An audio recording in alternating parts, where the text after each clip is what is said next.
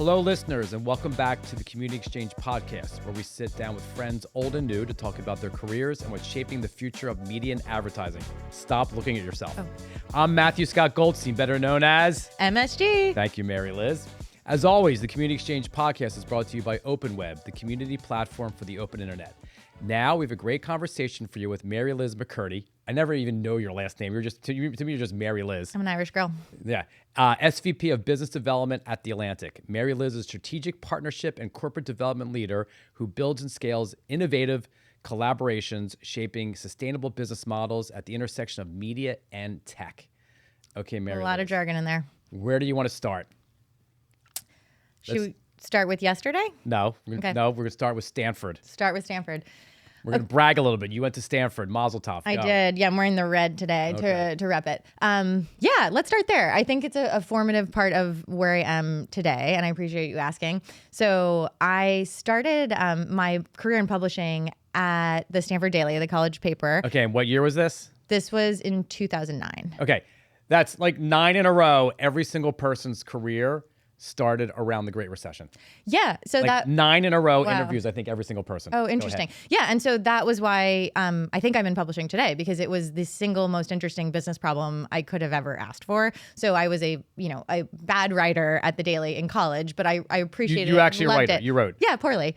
But I appreciate the craft of it, and also know how to be like a professional hustler. So I switch over to the business side, after I don't even want to know how many hundreds of job interviews that I did not get, end up as the business manager. So it's a full-time job for a couple years. It's kind of like a fellowship position.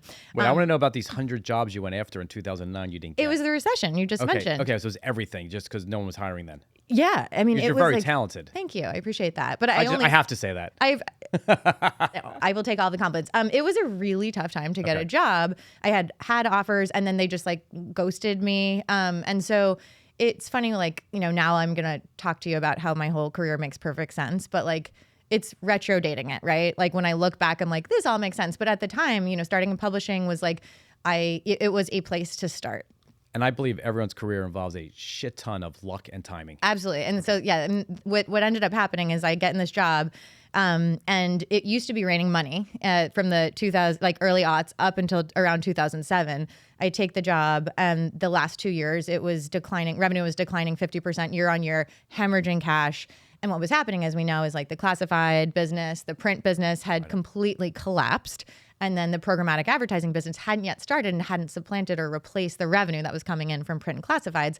And so it was a really, kind of a disaster. But the first year was a disaster, actually. We were not profitable. But I ended up staying on for the next year. I'm like, this is the most single interesting business challenge I could possibly have. And so what we did the second year, the board got together. So I had an amazing group of leaders that was helping me, but we switched over to more of a subscriptions business, and that the student version of that. Connection there we're going to get to. Yes, we launched new business lines. So there was we've launched events. We started sublicensing our lease, which I'm sure the university wouldn't be happy to hear about.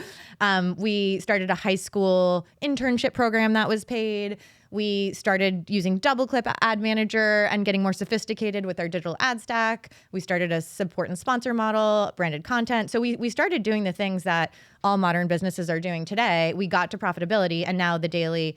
I couldn't have found it more fascinating, interesting, and proud of what I was representing, which was the journalists and the folks that I could never be, but I again just adored in terms of the craftsmanship. How big was the organization? There's a couple hundred writers. Okay, it's a lot. Yeah, there was more than a couple hundred people we had on salary at any given time. And also in order to get to profitability, I had to, as a 21-year-old, make really hard choices, cut print distribution. So I was in that era, which was hard, and we laid off a lot of full-time people at that time, moved entirely to student run. So there was, of course, cost cutting and a growth component. But anyway, it ended up kind of locking me into being this is something I care deeply about.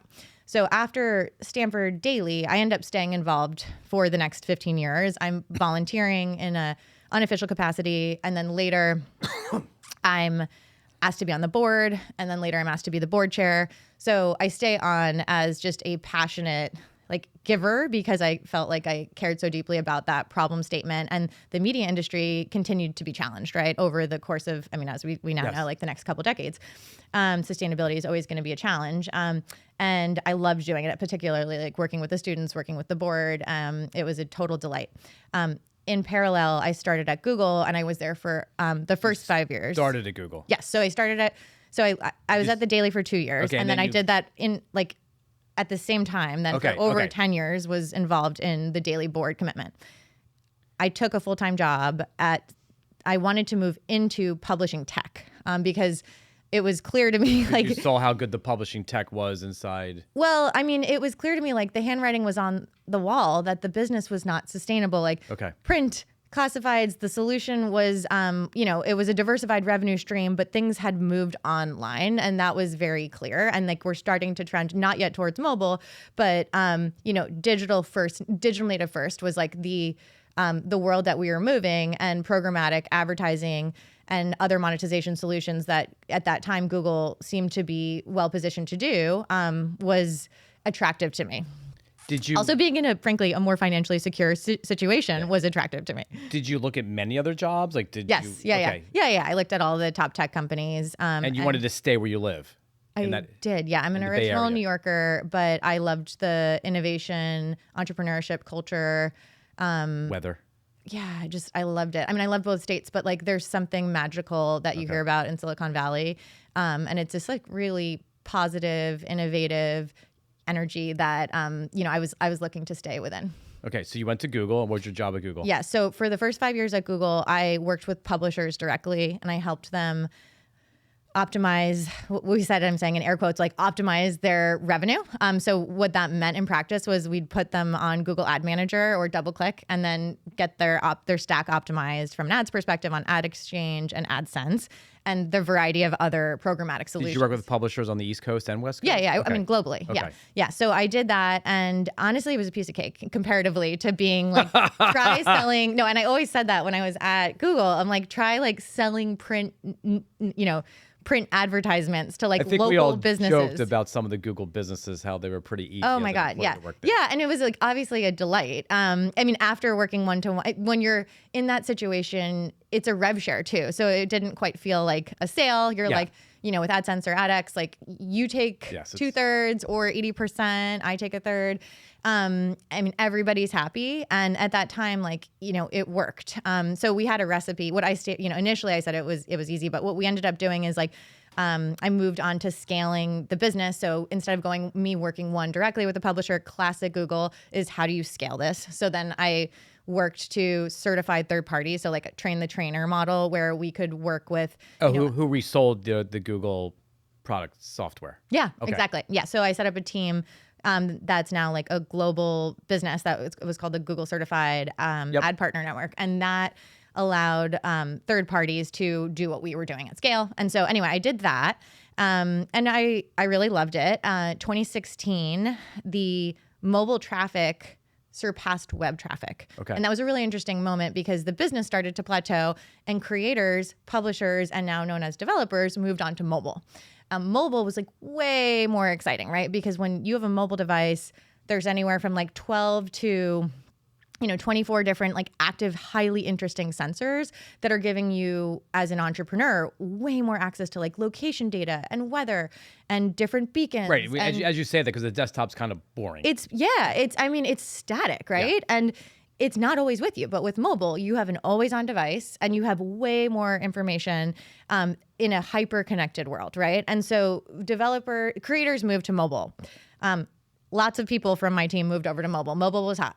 And it's fun to be in a growth area, right? Where we're building from the ground up. Okay, let's build a monetization ecosystem with an Android and Google Play that there's 3 billion people who are on Android devices. How do we like cultivate this ecosystem so everybody has access to amazing apps and that developers or, we call them developers because they're really like publishers are just one cut of them, but where creators, developers can make real businesses. And so I did that for the remaining 5 years, and that was a total blast. And what group of Google was that? That's Android and Google Play. Oh, okay. That's kind of cool. Yeah, it was really cool.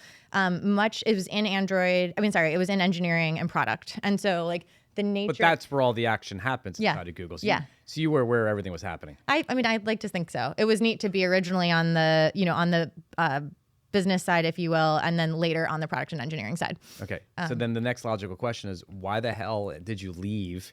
And how did you decide to leave to go where your current job is? And what else were you thinking about at that point? Totally. And we're like in 21 now, 22 when you left? Yeah, right about that. Yeah. So give me that whole thought process. Yeah. I mean, and you hit the nail on the head. I was coming out of the pandemic. Right. Had just had my second kid, and was in like a soul searching moment. I had hit, I was in the. Well, you seem so very thoughtful. I'm just curious how this whole evolution happened. I was very thoughtful. I said you seem very thoughtful. Oh, okay. I was like, this wasn't very thoughtful. No, very thoughtful. I felt like, so I was serving on the board as, at the Stanford Daily, and an opportunity presented itself from our new CEO at the time, which was Nicholas Thompson, he's been in the position for like over 5 years, but I had worked with him very closely. He got the position, and I remember thinking, oh, you knew him from Stanford. He also went to Stanford. Yeah. Okay, so that's the connection. Yes. Thank you. So he, when I remember him taking the job, and I was like, man, I think that would be one of the only. Where was he before that? He was the editor-in-chief of Wired. Oh, Condé Nast. Mm-hmm. Okay. Yeah. So when he took that job, I was like, that would be one of the only publications that I would leave for, because it's something like The Atlantic is something that I have revered, from the beginning of time. Like, it is such an aspirational, unparalleled publication from like a complexity and consequence standpoint. And I was thinking, like, I think I'm at that point in my life where I get to decide who I'm going to be, and like stop, be the person I want to be, instead of just like doing this nonprofit thing on this side, actually like, take on this really big challenge. And the other reason I took the job was like, the challenge was, again, so fascinating and similar to what I encountered and fell in love with in 2009, which was the business at the time. The Atlantic was wildly unprofitable. What the remit was initially is help us to get to profitability, like break even. We'll reinvest the money in the journalism. Like, what could feel better than that? But we need your help thinking about new business models. And so I thought that was, really exciting. And who owns The Atlantic then and now? It used to be David Bradley up until 2017, and now Lorraine Powell-Jobs. She bought it in 2017, and she's been an amazing steward. And so that was another consideration, was like, there's offices in San Francisco. I'm based in San Francisco, and generally have a like strong moral imperative for like tech for good. And so I knew that was something that was compelling to me as well. Okay. Yeah. And you've been at The Atlantic for how long now? For 4 years, yeah. 4 years. Yeah, and what's your official role at The Atlantic? Yeah. So you read it, which I think means nothing to anybody. Tell me your point of view. Yeah. So what I actually do at this moment in time is I look after our licensing and product partnership businesses with small and big tech. Okay. Small and big tech. Yes. Let's dive into that. Yes. Yeah. So small tech is it's startups. And in my mind, like, startups are the future. They're going to advance the incumbents on what the future of media, the information society looks like, the information economy looks like. I spend at least half of my time identifying, proactively vetting, and like really cultivating strategic partnerships with the areas that I think within the information supply chain are at greatest risk and greatest opportunity.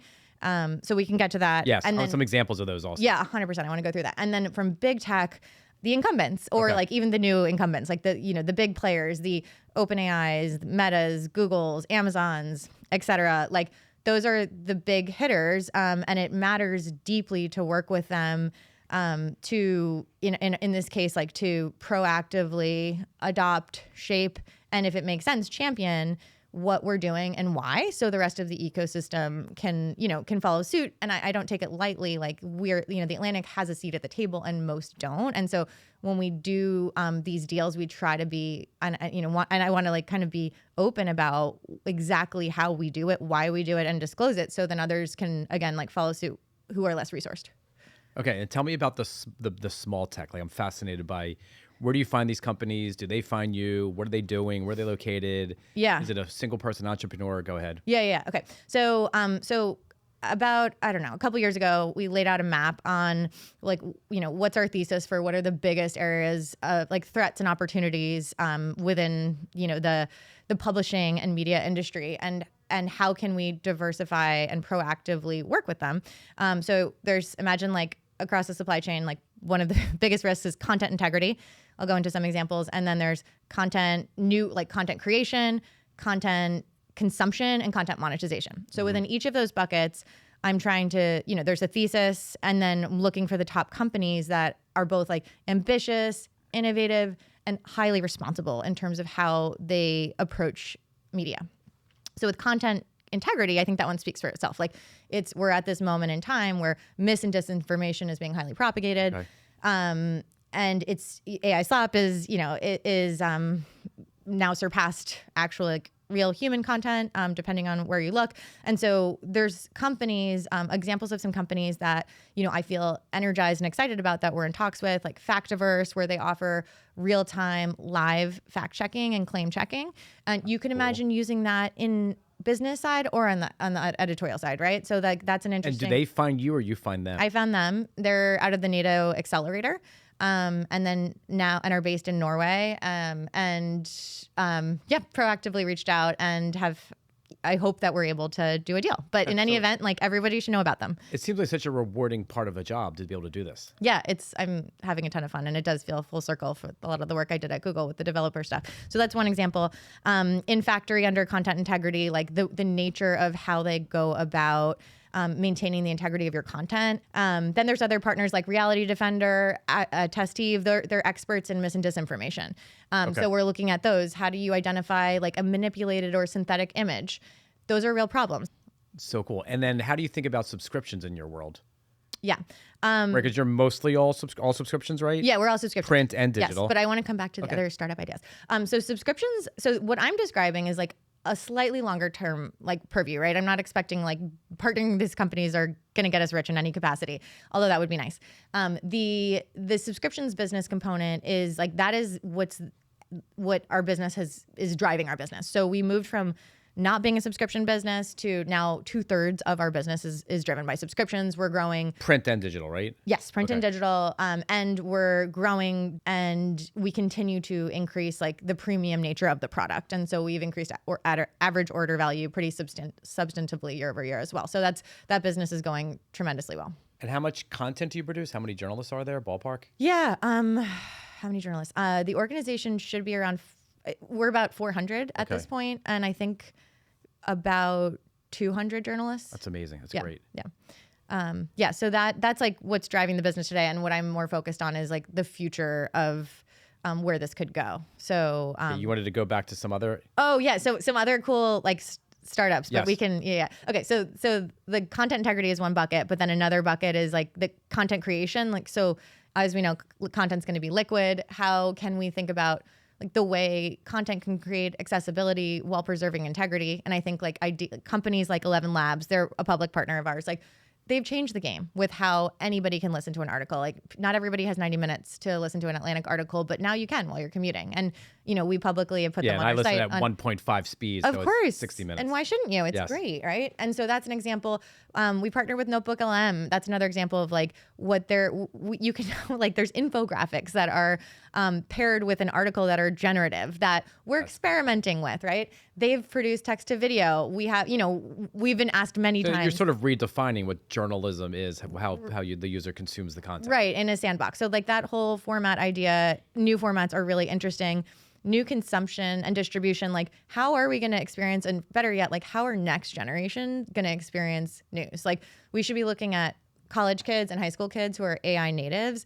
Are they going to experience news in an AI chatbot? Are they going to experience it on Claude, right? And so who can we partner with? What does that look like? And so we've partnered with Particle News. That's an example of like AI native aggregator where it's really interesting. Like, maybe it'll take off. They're ingesting our content, putting it in a. And I love Sarah. We interviewed her number 2 or 3 this season, and it's just amazing the content they're making and how they are so quick at getting new features up in that platform on the app. Yes, absolutely. So like that's an example of a new distribution partner that we're interested in. Maybe that format will take off for younger modern consumers. And then the last piece, which is what we met about yesterday, which I know we want to get to. Content today is March 25th. Yes. Okay, and you're in New York. Why? Because we had a publisher roundtable, Chatham House rules on content marketplaces. And so that is, are we able to create a publisher, a content marketplace where there's supply and demand that's driving real revenue for publishers and also giving demand, so buyers, rights cleared, lower liability, efficient content. So like that's the idea. And we actually sat together, listened to 13 pitches back to back. 11 pitches. Oh, sorry, 11. Okay. And there was like 80 to 90 people in the room. Yep. And as producer Andrew says, it was a real community there. It was a real community. It was a beautiful. It was a conversation. Yeah. It really And that was. doesn't happen all the time. Yeah. It was really great. Yeah. So that the reason I was there, I mean, that was largely startups, but there was also big tech in the room. Like you had Amazon and lots of basically all of the big tech players were listening. I would say like content marketplace curious, if you've heard of this. I feel like that's like the sober curious analogy that they are interested, and some have built, like Cloudflare is public. They were there, and then lots of startups. So again, I would say are moving the needle forward in terms of like what is the world that we should live in. And my favorite thing was the energy in the room. Yeah. And that everyone sort of left feeling the same way, excited there's something going to happen, and put all the publishers and everyone else on the same page. Yes. Yeah, it was fantastic. Okay. Yeah. Where do you think this whole media landscape is going? Yes. The big question. Yeah. Where do I think it's going? So Because it's also, if you're dealing with all these little startups, right, you sort of get a sense of where they think it's going. Content licensing is, it's an open question right now. And so what we sat in the room, but there are dozens of startups and obviously big players that are trying to figure out, should we pay, should we not pay? And, in my opinion, I actually feel like really optimistic about how this is going to go. So like, if you look back in time, I mean, it was a year ago that we were just at the point where like there was full acknowledgement that robots.txt was insufficient, but yet Cloudflare hadn't created their Content Independence Day, and CDNs hadn't followed suit, right? And so a year ago there was just like a leaky bucket with no solutions, right? Fast forward to July, and Cloudflare and then again other CDNs follow suit on, hey, you can actually block, right? You can block by default, which we are doing. Can you talk more about the bots you're blocking and how you're doing it? Because I feel like there's so many different layers of what companies are doing now. Yeah, and I think you said that you're doing it pretty advanced now, right? Yeah, totally. Yeah. So, and then I'm going to answer that in my third evolution of this, which is in the fall after Cloudflare announces their default and everybody follows suit in September, October, they announce like, hey, actually, instead of just like a binary allow block, you can allow selectively. So you can allow for search, but not for training and RAG. And again, that's like, they're standards. They're actually not technically enforceable. But the point is like, I'm so encouraged in the last year. And we've also seen Google signal publicly that they're also planning to get more nuanced with the breakout of based on I think Europe has pushed them in a direction that they don't want to go, but like it's going in our favor, or at least I remain optimistic about that. So as this relates to our own strategy, which I think is like we hope everybody follows, because we're seeing very positive things. And this is really, really important. So go ahead, say it. Yeah. Okay. So our default posture is to block. Block everything. Block everything. If you do not block, then it completely undermines your IP and your business model. 6 months ago, when I was at one of your publisher roundtables, we had Cloudflare, Datadome, and like at least 4 other like CDNs who came. And the biggest takeaway for me was when they all provided some version of the same research report, which was when they looked at all of the consumption and the ingestion across the internet, which is what they look at, 75% of the time, the use was for training, which is literally the worst case scenario. So when everyone's like, oh, but maybe they're using it for like, maybe it's not that bad, or it's bad. It's bad, right? And so you need to protect your business model. If you don't, it is going to be taken, right? So I think that's step 1. Step 2 is allow selectively. So we allow for. Can you tell me who you allow? Just ballpark. We allow anyone that we have a commercial deal with. Okay. We have announced commercial deals with OpenAI and a handful of other players. But I'd prefer to not talk about them. But I meant, do you allow like advertising? Yes. Okay. And so that's a more nuanced, and I'm glad you brought that up. So we allow. That's why I have my job over here doing this. Yes. Yeah. Yeah. So advertising clients, what we do is we actually go to them and we ask, how would you like to be how, I guess, what word am I looking for? How would you like to be indexed? Yes. Yeah. And so we give them the choice because they should have, they might want to be, they might want to be indexed. They might not. And most of them, at least the ones at the Atlantic, do. And so we do give them that choice. And it has required a little bit more technical implementation on our side, but it's absolutely possible for any publisher to do. And I think it's really important for maintaining trust with your advertisers. Right. So we do that. The third bucket is conditional allow, which is, the reality is like we can't. I understand it can be a death sentence if you're like block everybody and like it's just not practical for many publishers, us included, right? And so on the conditional allow, what we're doing is we're looking at we've defined meaningful value exchange. We talked about our business. It's a subscriptions business. We also have a licensing component. We have advertising. And so what we've done is like an effective revenue. So we have an effective revenue for each bot. And what we can do is, and anybody again can do this, you're like, okay, so this is how much I'm making.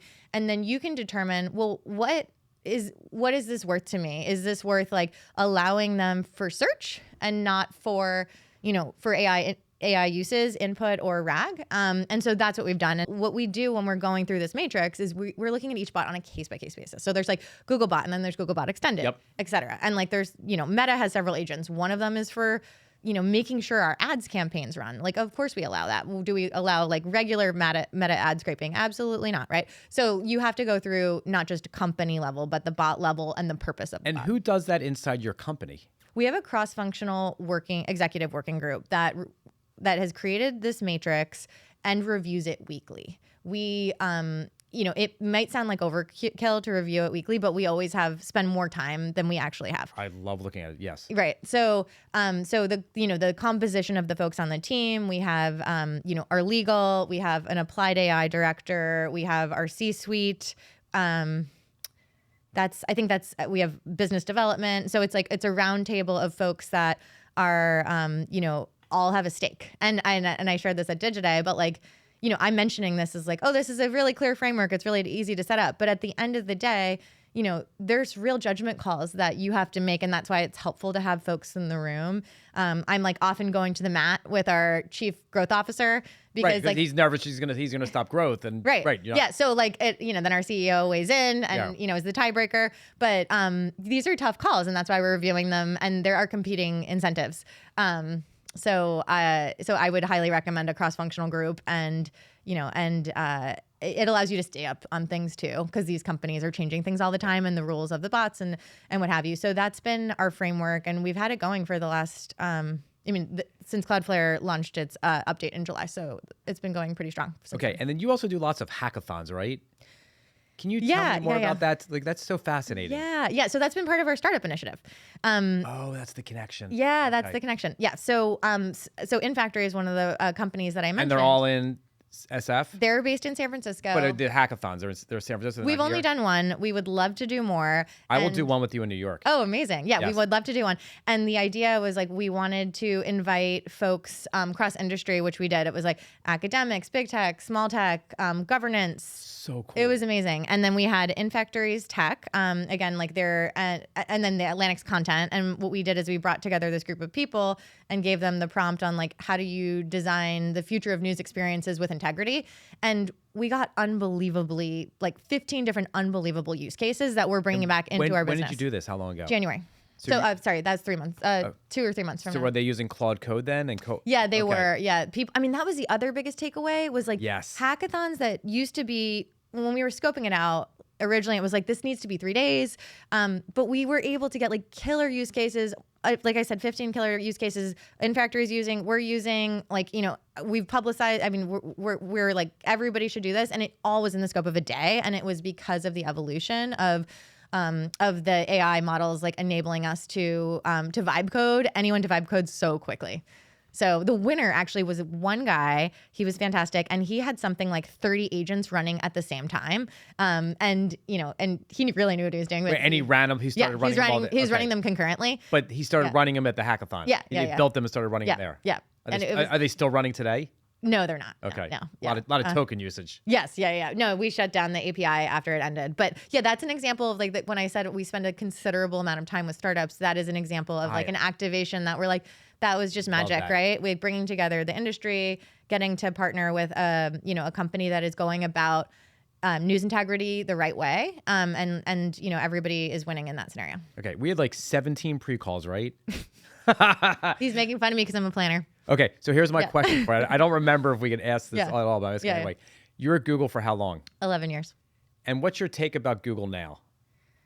Like, what do you want to talk? Like, there's a lot that we can learn from both we cultures. As in media can learn from tech and vice versa. So I mean, there's a lot of things that I miss about tech, candidly, that I would really like to bring into media. And I see you doing that, and our CEO does it. But some things that I want to highlight that I wish that I think we should inculcate in the media industry, because it's totally well within our reach, is like within the tech industry, everybody is an innovator. So like at Google, whether you're, an entry-level person or you're an SVP, everybody has the capacity to do either a 20% project or a 120% project. We joke if you're on the business side, because you actually don't get free time. But the idea is like, you should nurture your curiosities that are adjacent to your work. And at Google, people did that all the time. Yes, all the time.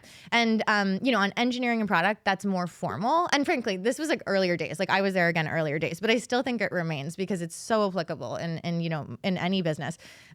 Folks, and even on the business side, you find an intellectual curiosity that's typically adjacent to the work you're doing. It's not on like hairdressing, but it would be like, building it's like me on next Tuesday, I'm getting 10 people together, and they're going to teach me how to use Claude Code. Totally. Yes. Yeah. So that idea of anybody can be an innovator ends up like creating a culture of entrepreneurship, like right within the floor, and like really creates a level playing field. Google also had like an accelerator that was called Area 120 that you could, if your project went so well, you could actually just move in as an entrepreneur in residence. So like they had resources to do that, but I don't even think you do not need that to create that kind of culture. Second thing is like culture eats strategy for breakfast, which like, say that again. It's the Peter Drucker quote on like culture eats strategy for breakfast, which is like bring your whole self to work. And that idea of like, bring your dog to work, wear no shoes to work, like fly your freak flag. Like that was just such a endearing thing that created, honestly, like it was research driven psychological safety that made high performing teams. And it was fun to go to work, right? Like that was the idea. And that's also free. Like that's not something like to those research principles. Like Laszlo Bock has a book, Work Rules, and it's all on like the free things you can do as an organizational leader I just think sometimes media companies, especially in New York, don't do this well at all. Right. And that makes me nervous. And then the last thing, which was like, I thought is very googly, is what's your, like, how do you 10x this idea? How do you make this $1 billion business? How do you, what's your BHAG? And so like, I always had a Post-it on my desk that was like your big, hairy, audacious goal. And that was like, is it big enough? Are you thinking big enough? And I like that idea. Now I feel like my sister has had to like ground me on like, not everything has to be $1 billion idea and you're acting a little crazy. But it actually was like in a business context was like a really helpful gut check on, is this important? Should I prioritize this? Am I thinking big enough? And I think what does that apply in the media context? Applying those principles are really applicable. And I like that we're doing that within the Atlantic. Like we're not just focusing on our core business, but like what's our big, hairy, audacious goal? We're building the future we want to see by partnering with the next generation of startups and leaders. But you're fortunate that your leadership team allows you to do this and they see. Absolutely. Yeah, we are so fortunate. But that's like an example of like, maybe this is crazy. We don't think it is, but it's ambitious, it's innovative, and we want to be on the right side of history. And if we only work with the incumbents, we're not like, we'll chip away. But if we work with early folks who are motivated to build things, in the same way we see things, then like we can build the world that we want to live in, and like the information economy will be better off. One last question for you. 17, 18 pre-calls. Okay. We did one. Oh, we did one. I know. This is one. Yeah. Okay. Do you want to check your notes real quick? Oh, Is there God. anything we missed that you wanted to talk about? Yes. I think okay, go ahead. This feels like really tactical. Go ahead. Okay. So This is my last question that you're going to ask yourself. Go ahead. No. Okay. So I wanted to weigh in on the allow list, like when we do a deal, what makes a good deal? Because people ask me this a lot.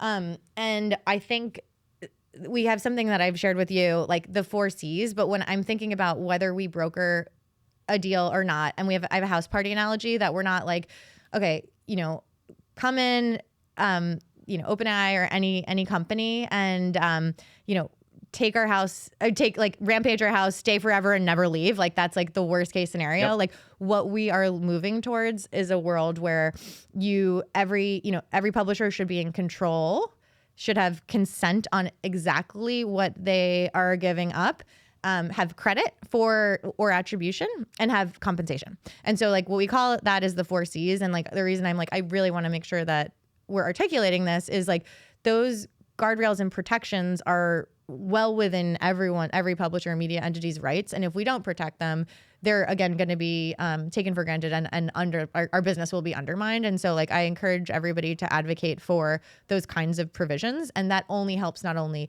the Atlantic, but again, the information ecosystem and all publishers that like we should be blocking, but also advocating for the 4 C's in that capacity.